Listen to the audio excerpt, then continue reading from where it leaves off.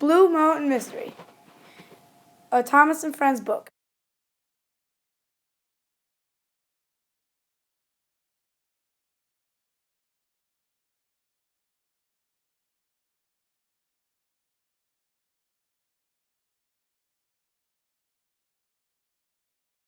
Blue Mountain Mystery, illustrated by Tommy Stubbs.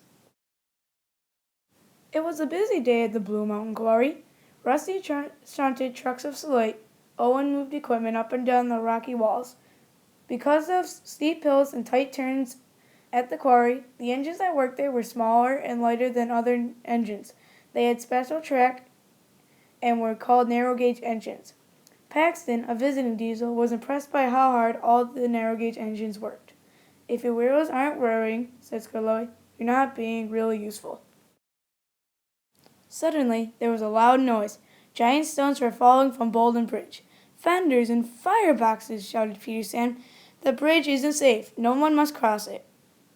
At that moment, Rheneas was rolling down from the upper terrace. He tried to stop, but his heavy trucks pushed him towards the dangerous bridge. He sped up so he could race across the bridge before it collapsed. Rheneas made it. The bridge thundered apart behind him as he skidded to a stop at the bottom of the hill. Everyone was relieved that the danger was over. Then they saw poor Paxton. He was buried under some fallen stone. He was all right, but definitely in need of repairs. Thomas was working hard with Annie and Clarabelle when Sir Topham Hatt drove up and Winston in the track car. "Thomas, I have a special job for you," said Sir Topham Hatt. "Paxton has been in an accident and must go to the diesel works for repair. I need you to work at the quarry in his place." Thomas beamed from buffer to buffer. "I like working with my narrow gauge friends," he whistled. Thomas quickly chugged to the Blue Mountain Quarry.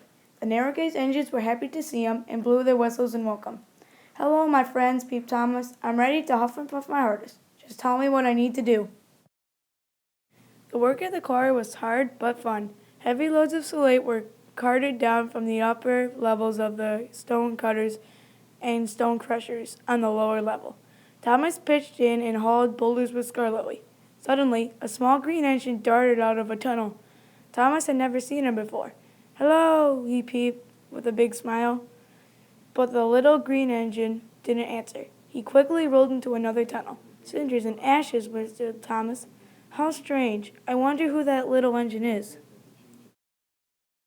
Later, Thomas asked Rusty about the little green engine. Rusty was quiet for a moment, then finally answered, I'm pretty sure it was a mountain goat." "It wasn't a mountain goat," peeped Thomas. "It was an engine." The next morning, as Thomas puffed to the quarry, he saw the little green engine again. "Who are you?" Thomas asked. Without saying a word, the green engine puffed off. Thomas sped after him. "Go, Luke!" cried Scarloey. He and the other narrow-gauge engines rolled into position to block Thomas.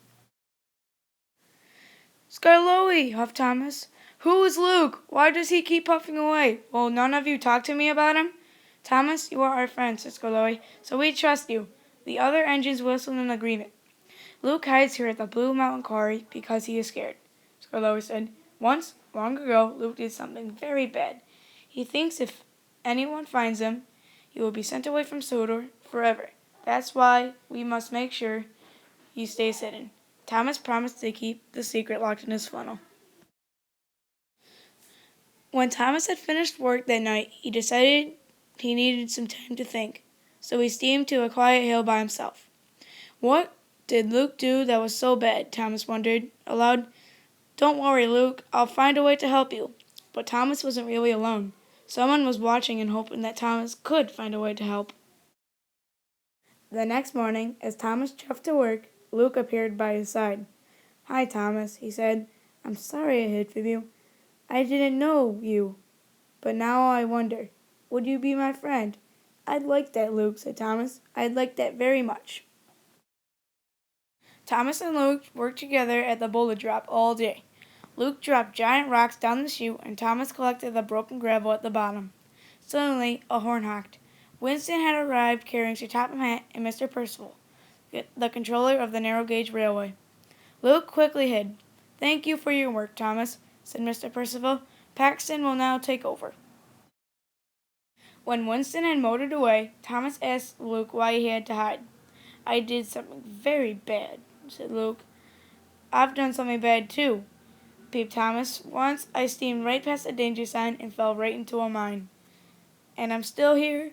Luke giggled. The two friends were so busy talking that they didn't hear Paxton puff off behind them. Paxton listened quietly as Luke told his story. I first came to the island of Sodor on a boat, said Luke. Next to me was a little yellow engine. He was chained to the deck like I was. He had come from far away. A storm blew in, and the ship was tossed around on the waves. My chains rattled something fierce. The little yellow engine was scared. He spoke a strange language. I didn't understand. I wanted to reassure him, but I didn't know how to. We finally reached Sodor, but the little yellow engine was still scared. The dock workers wanted to lift him off right away, but I pledged to be first. They agreed, and I was happy. But then I bumped into the little yellow engine and sent him splashing into the sea. Paxton couldn't believe what he had just heard. He raced off to tell Diesel. An idea flew into Thomas's funnel. I know what I'll do, said Thomas. I'll find out what happened to that little yellow engine. Maybe he's at the Diesel Works. Thomas reached the Diesel Works just as Paxton finished telling Diesel the story. Thomas was shocked. No one else was supposed to know about Luke and the little yellow engine. We have to tell Sir Topham Hatt and Mr. Percival, said Diesel. They'll make Luke leave forever. Thomas was worried. He had to find that little yellow engine before Diesel could get Luke in trouble. Thomas chuffed to the steamworks where Victor was hard at work. Victor, do you remember fixing a little yellow engine that fell into the sea? Thomas asked.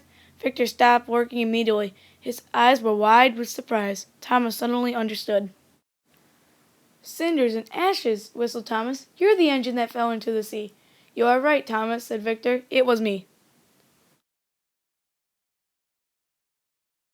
Victor's story about his trip to the island of Sodor was the same as Luke's, except for one important detail.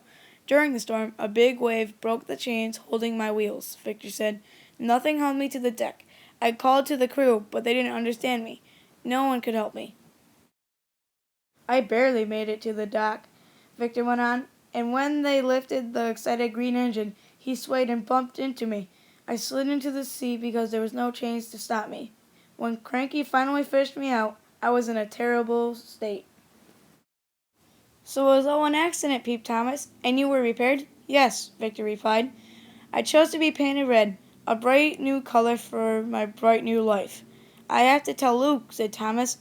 Is Luke the little green engine? Asked Victor. Yes, said Thomas, and he needs your help. Later that day, Diesel and Paxton found Luke at the Blue Mountain Quarry. Luke rolled up the narrow gauge tracks, where Thomas, Diesel, and Paxton's standard gauge wheels couldn't follow. You can run, but you can't hide, shouted Diesel. Sir Topham Hatt is on his way. He's going to kick you off Sodor. Thomas can't save you now. Yes, I can, peeped Thomas as he sped into the quarry. The narrow gauge engines were mad because they thought Thomas had revealed Luke's secret. Thomas didn't have any time to explain. Rocky, please lift me onto Owen's platform. I have to talk to Luke. Hold on tight, shouted Rocky as he hoisted Thomas up as high as he could, but it wasn't high enough. Thomas needed Owen's help to climb higher up the quarry's rocky walls. Owen was nervous about lifting the heavy engine. Thomas went higher and higher until he reached the top of the incline. Up at Terrence, shouted Lowen. Bullet drop and ball in the bridge. Well done, Thomas peeped. But there was a problem. Thomas's wheels were too big for the narrow gauge tracks. They skidded and slid and jumped off the rails. Thomas rolled towards the end of a cliff. Help! Thomas peeped. Just then Luke came around the bend. Watch out, Thomas, cried Diesel. He's going to push you off just like he did to that yellow engine. Everybody waited. They watched as Luke slowly rolled towards Thomas. Don't worry, Thomas, said Luke. I'll pull you back to Owen. Luke buffered gently up to Thomas and slowly but surely pulled him back towards the platform. You're doing it, Luke, whistled Thomas. Luke felt stronger than he ever did before. Luke got Thomas safely to Owen's platform, but the weight of the two engines together was too much for Owen. The platform began to drop straight down. Whoa, cried Luke. Cinders and ashes, shouted Thomas. "You're too heavy," Owen grunted as he tried to slow the platform. Owen strained and struggled and worked his hardest. Gears winded, sparks flew. Owen stopped the platform before it hit the ground. Thomas and Luke were safe. The engines all whistled and cheered, except for Diesel, who scowled. Just then Sir Topham Hatt and Mr. Percival arrived. They were confused and a little more than angry. "Thomas, what are you doing?" asked Sir Topham Hatt. "Rocky, bring those engines down from the unloading platform." Little Luke was scared. Everyone held their breath. "That engine up there is called Luke," said Diesel. "He's a bad engine. He pushed a yellow engine into the sea. Thomas has been hiding him up here." "It's not like that at all, sir," Thomas peeped. "I can explain," but Thomas didn't have any other words to say. Victor steamed into the quarry. Everyone was very surprised to see him. "I have come here to meet an engine I have not seen in a very long time," Victor puffed. "His name is Luke." Rocky set Luke down. The little green engine was scared. "Luke, you didn't push me," Victor said. "I slipped off. My wheel chains had been broken. It was an accident." "But it can't be you. You're not a yellow engine," Luke said. "I was yellow," Victor explained, "but I was painted red when Sir Topham had me repaired. You should come down and visit the steamworks. You can also get a new coat of paint and polish, and you'll be a new engine too." Luke laughed for the first time in a long, long time. He was truly happy. Sir Topham Hatt was very upset with Diesel. "You didn't find out the whole story before you caused confusion and delay," he said. "It's always important to find out what really happens, because what really happens is what really matters." "Well done, Thomas," said Sir Topham Hatt. "Today is a happy day for Mr. Percival and all his engines." "Thomas has made it a happy day, sir," Luke said. "He's my hero and my friend." "We must be proud of all of our engines," said Mr. Percival. "You are all really useful." Thomas and his friends, new and old, whistled happily. The end.